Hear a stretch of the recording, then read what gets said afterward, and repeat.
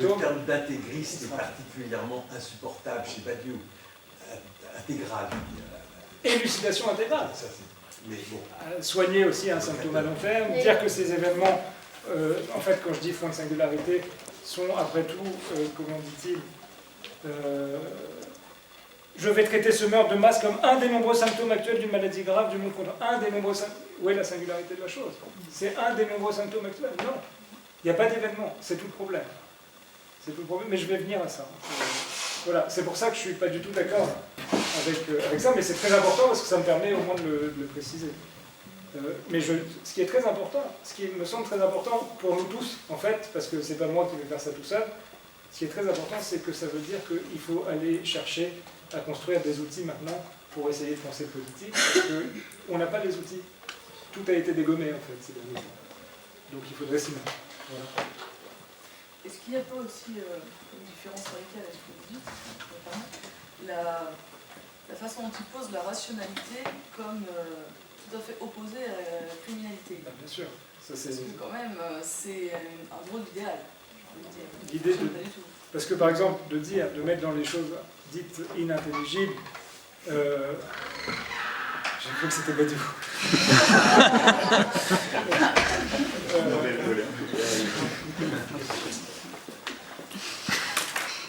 C'est tout à fait étonnant pour n'importe quel... En fait, la simplicité de l'opposition entre la raison et l'irrationnel, comme si la raison n'avait jamais accouché de monstre, est tout à fait troublante ici. Tout à fait troublante, y compris quand on essaye d'ouvrir même un tout petit peu, pas trop, les yeux sur l'histoire, c'est très étonnant.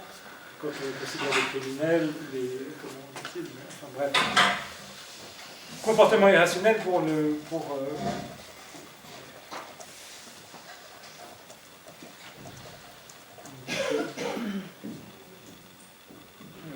il y a des conduites absolument irrationnelles, criminelles, pathologiques, mais tout cela constitue pour la pensée des objets comme les autres. Mais est-ce que c'est pas tout le réel est rationnel, ça? C'est un peu tout le réel est rationnel, mais Badiou normalement utilise le réel comme Lacan. Donc c'est pas tout à fait ça non plus qu'il veut dire. Parce que Lacan quand même a été hegelien pendant longtemps, donc Badiou peut revenir au Lacan hegelien en ce moment. Mais Lacan était un hegelien cogévien qui est plutôt marxien comme Hegel, ce qui fait déjà une différence de taille. Moi, le Lacan hegelien pur jus, je ne le vois nulle part en fait. Il a toujours eu une petite, sans doute dû à sa formation, un petit pas de côté. Voilà. Donc. On est d'accord que c'est assez hegelien. Oui, bien sûr. En fait, c'est un système. Et c'est un système hyper dialectique, etc., avec justement la proposition d'une voie de sortie qui se retrouvera dans une sorte de synthèse ultra-hegelienne, évidemment. Donc, des questions? En repensant ce que vous disiez tout à l'heure, comment faire le monde avec des corps parlants, alors est-ce que c'est parce que mes deux parents sont du Pas-de-Calais que j'y pense? Est-ce qu'on n'a pas à faire quelque chose d'avancé du politique pour des corps qui sont exclus de la parole? Je pense à ce qui se passe à Calais. Oui. Et quand on voit l'énormité de vote d'extrême droite à Calais, avec le phénomène qui s'y passe, et d'un comportement irrationnel, pour le coup, qui serait imputable, et aux politiques au pluriel, local, national, mais européen, pour le dire comme ça. Est-ce que la question se limite à faire le monde avec des corps parlants, ou de se poser la question, est-ce qu'il n'y a pas déjà beaucoup trop d'îlots de corps qui n'ont plus la parole? C'est une question très importante. Je vais essayer de dire tout à l'heure, si j'y arrive, que un corps auquel on retire la parole est un cadavre. C'est déjà un mort. Ou c'est quelqu'un qu'on peut rendre à l'état de corpse. Je vais prendre tout à l'heure ce que dit Lacan. Lacan fait la différence entre le corpse et la charogne. Le corpse étant le cadavre, d'un corps qui était parlant et auquel on retire la parole. Un corps auquel on retire la parole est un corps qu'on peut déchiqueter. Quand vous prenez l'exemple de Calais, c'est tout à fait frappant qu'en tant qu'exclu de la parole, on peut en faire n'importe quoi. C'est ce qui se passe. Quand on peut faire n'importe quoi d'un corps, on pourra le transformer en savonnette, le gazer, le tuer, etc. etc.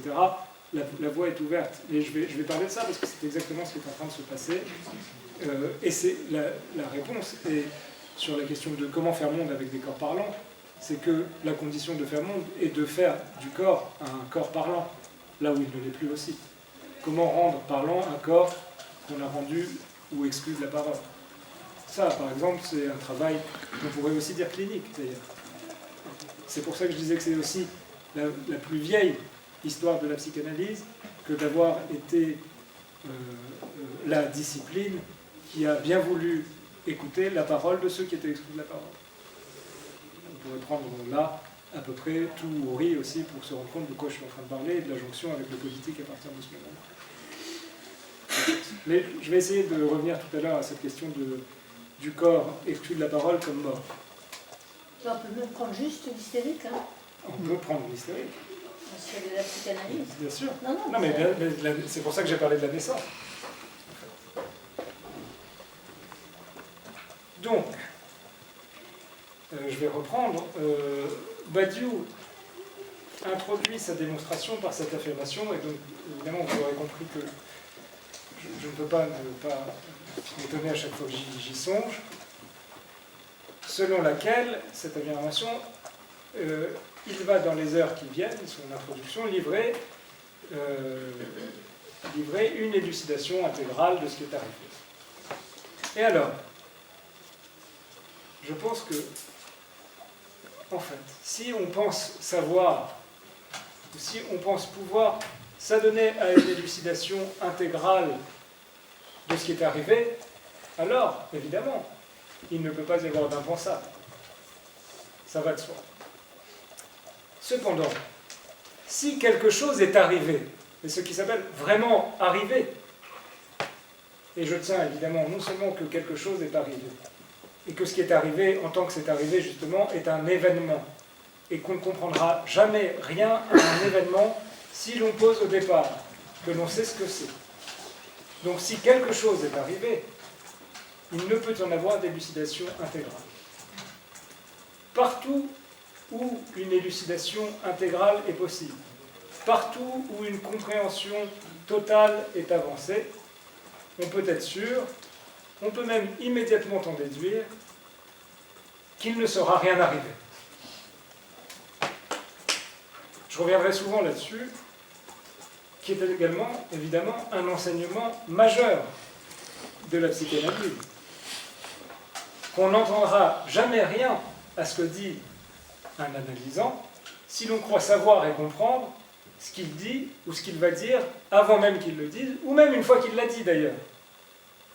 Lacan, comme tout le monde s'en souvient, parce que c'est tout à fait marquant une fois qu'on l'a entendu ou lu, Lacan demandait à son auditoire de ne pas comprendre trop vite.